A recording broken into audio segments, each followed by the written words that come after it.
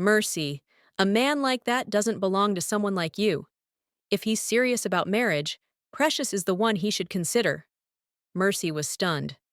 Mama, Emeka loves me. Why would he consider Precious? You'll understand one day, Mama Rita said coldly. Once upon a time, there lived a girl named Mercy. Mercy had grown up knowing hardship. Her early years had been happy with her parents, a small but loving family in their modest home. However, life took a harsh turn when her mother fell ill and passed away. Mercy was only 8 years old. Her father remarried a year later, bringing Mama Rita and her daughter, Precious, into their lives. Mercy tried to adjust, but she never truly felt at home. A few years later, her father also passed away in a tragic accident. At just 13, Mercy was left in the care of Mama Rita, who quickly made it clear that she considered Mercy a burden. Precious, on the other hand, was pampered and treated like a princess. From dawn until late at night, Mercy was tasked with all the household chores, sweeping, cooking, washing dishes, and even laundering Precious clothes, including her intimate garments. Precious, meanwhile, lounged about, scrolling through her phone or gossiping with friends. Mercy endured silently, clinging to the belief that family was all she had left. As Mercy grew older, her needs changed. She longed for simple things: decent clothes, shoes, and especially sanitary products during her period. But Mama Rita was unrelenting. "You're old enough now to fend for yourself," she said one day, when Mercy hesitantly asked for money to buy pads. "Find a job if you want extras. My money is for my daughter, Precious." Mercy was hurt but determined. She began looking for work in the nearby town, taking any odd jobs she could find: cleaning, babysitting, and running errands. Eventually, she landed a full-time job at the home of an elderly widower, Mr. Okafor. Mr. Okafor was a wealthy but lonely man in his 70s. His large house was quiet, save for the occasional visits from his doctor, a young man named Emeka. Mercy took care of everything: cleaning, cooking, and even keeping the old man company. Despite the hard work, she found solace in the kindness Mr. Okafor showed her. Emeka, the doctor, was a frequent visitor. He was warm and compassionate, always taking the time to chat with Mercy after checking on Mr. Okafor. Over time, their conversations grew longer, and a connection blossomed. One day, after months of getting to know each other, Emeka asked Mercy out. She hesitated, worried about how Mama Rita might react, but eventually agreed. Their relationship grew, and for the first time in years, Mercy felt truly happy. When their relationship became serious, Emeka insisted on meeting Mercy's family. Mercy was nervous but hopeful. She brought Emeka home one evening to introduce him to Mama Rita and Precious. Mama Rita's eyes widened when she saw him, a tall, handsome man dressed smartly, exuding confidence and wealth. When she learned he was a medical doctor, her surprise turned to disbelief. "This is your boyfriend?" Mama Rita asked, her tone laced with skepticism. "Yes, Mama," Mercy said quietly, unsure of her stepmother's reaction. Mama Rita's mind raced. How could Mercy, the unwanted stepchild, attract such a man while her own daughter, Precious, remained single? Precious, too, was visibly displeased, glaring at Mercy as though she had committed a crime. After Emeka left, Mama Rita wasted no time expressing her thoughts. "Mercy, a man like that doesn't belong to someone like you. If he's serious about marriage, Precious is the one he should consider." Mercy was stunned. "Mama, Emeka loves me. Why would he consider Precious?" "You'll understand one day," Mama Rita said coldly. Mama Rita was cunning and determined to break Mercy's happiness for her daughter, Precious. One day, after Emeka dropped Mercy off at their house, Mama Rita invited him inside, insisting it was only polite since he was courting Mercy. Reluctantly, Emeka agreed. Inside, Mama Rita began her carefully orchestrated plan. Precious was already dressed immaculately, her makeup flawless, and her demeanor polite and soft-spoken. She had been coached by her mother to appear as the perfect wife material. "Dr. Emeka," Mama Rita began, pouring him a glass of juice, I must say, it's wonderful to see a man of your stature and kindness around here. We rarely have such visits. Emeka chuckled politely. Thank you, Mama Rita. Mercy is a good person. It's my pleasure to be with her. Mama Rita exchanged a glance with Precious before lowering her voice. I'm glad you think so, but I have concerns. As a mother, it's my duty to be honest with you about certain things.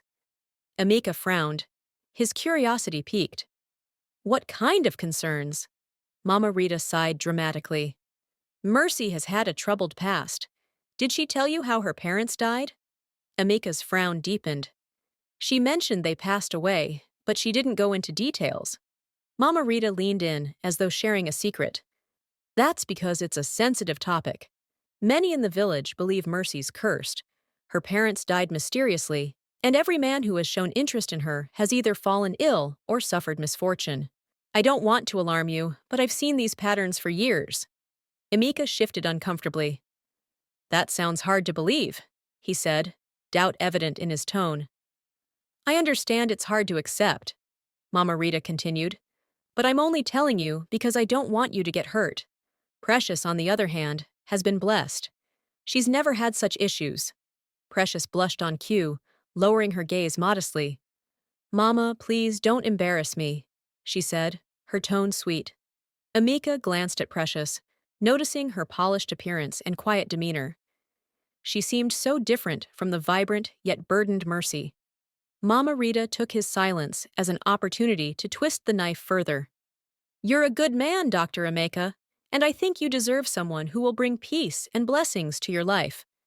Precious is a good girl, responsible and kind. She'd make any man proud. Although Emeka wanted to dismiss Mama Rita's words as nonsense, the insinuation of a curse lingered in his mind. Over the following days, he found himself avoiding Mercy's calls, unsure of how to process what he had been told. Eventually, he made the painful decision to end the relationship without explanation. When Mercy confronted him, his answers were evasive. It's not you, Mercy. I just don't think this is going to work. Devastated, Mercy returned home, only to discover that Emeka had started visiting Mama Rita and Precious. Her heart broke when she saw them together, laughing and chatting like a happy couple. She couldn't understand how everything had gone so wrong. Meanwhile, Precious did everything she could to secure Emeka's affection, using her mother's lies and her own charm to keep him close. She made sure to present herself as the ideal partner, always poised and accommodating. Back at work, Mercy tried to hide her pain, but Mr. Okafor noticed her sadness. One afternoon, he called her into his study. Mercy, my child, he said gently, you've been a blessing in this house, but I can see you're carrying a heavy burden. Please, talk to me. Mercy hesitated, but eventually broke down, telling Mr. Okafor everything. He listened intently, his expression growing darker with every word. That Mama Rita is a wicked woman, he said firmly. And Emeka, he's a fool to fall for such lies. I don't know what to do, Mercy admitted. I loved him, but now I feel like I've lost everything. You've lost nothing, my dear, Mr. Okafor said. You've gained wisdom and strength. And as for Emeka, he'll realize his mistake soon enough. A man who can't see your worth doesn't deserve you. Encouraged by his words, Mercy focused on her work and began to rebuild her self-esteem. Though the pain lingered, she resolved to rise above the cruelty of Mama Rita and Precious. Mr. Okafor had always been fond of Mercy. Her devotion, kindness, and unwavering care had touched his heart deeply. After hearing her story and witnessing her strength, he became even more protective of her, treating her like the daughter he never had. One day, as Mercy tidied his room and brought him his medication, Mr. Okafor looked at her with a serious expression. Mercy, there's something I need to ask of you, he said, his voice frail yet firm. Yes, Papa, Mercy replied, concerned by the sudden gravity in his tone. He opened his mouth to continue, but suddenly clutched his chest, his face contorted in pain. I don't feel well, he managed to whisper. Alarmed, Mercy quickly called for help and rushed him to the hospital. Mr. Okafor's condition required close monitoring, and he was admitted for further observation. When his son, Mike, received the news of his father's illness, he immediately flew back to the country. Mike was a confident and somewhat stoic man who had spent years focusing on his career abroad, often neglecting his father's pleas to settle down and start a family. The first time Mike saw Mercy, she was busy arranging fresh flowers in the living room. Her simplicity and elegance caught his attention instantly. She wasn't like the women he had met before, those who were often drawn to him for his wealth or status. Mercy had an air of humility and warmth that intrigued him. Mike couldn't stop himself from creating excuses to see her. Even when there was little to do, he would call her over. "Mercy," he'd say, pretending to look busy, "could you cook for me today? I've been craving something home-cooked." Mercy, as always, obliged with a smile. She didn't mind his requests, and over time, their conversations grew longer and more meaningful. They talked about everything: her life, his travels, their dreams. With her, Mike felt a sense of ease he hadn't experienced before. One day, he confided in his close friend, Steve. "I don't know what's happening to me, Steve," he admitted. "I've never felt this way about anyone before. Mercy, she's different. I feel like I could spend the rest of my life with her." Steve smirked, amused. "Sounds like someone's finally met his match. Maybe it's time you stopped running and let yourself fall." While Mr. Okafor rested in the hospital, Mercy continued visiting him regularly. She would bring him his favorite snacks, read to him, or simply sit by his side. One day, during one of Mike's visits to his father, Mr. Okafor took his hand and spoke with surprising strength.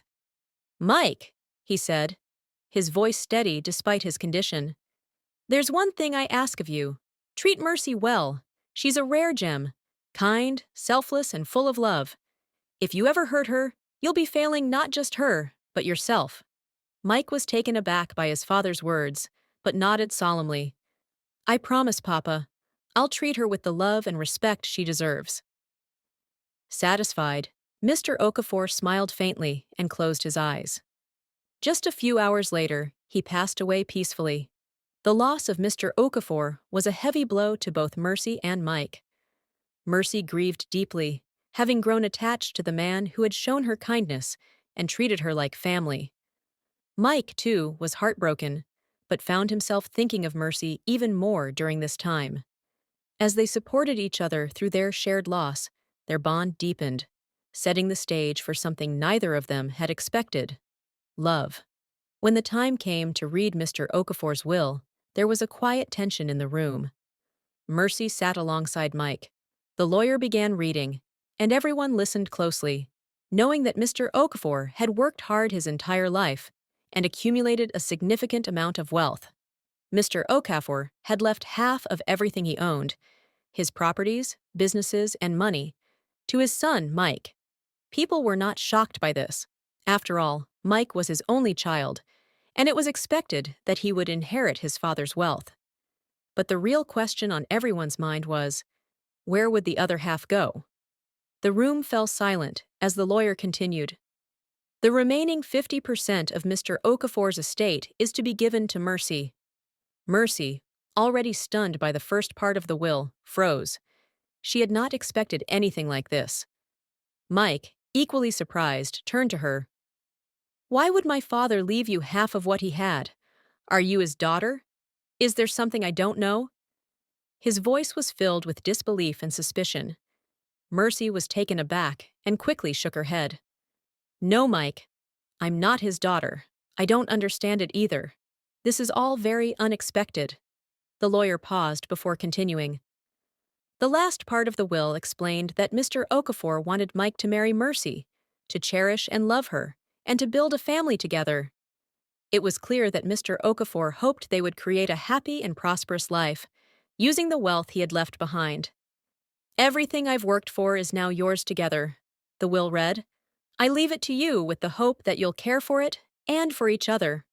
The will further explained that Mr. Okafor had provided Mike with everything he needed in life: his education, his businesses, and his own success. He didn't believe Mike needed the inheritance, but he still wanted to ensure that Mercy would not be left to struggle. She had been a devoted caregiver to him, and he wanted her to be secure. "I know my son doesn't need this money," Mr. Okafor had written, "but I leave him this because he's my son. And the other half is for Mercy, because I want her to be well, to have what she deserves.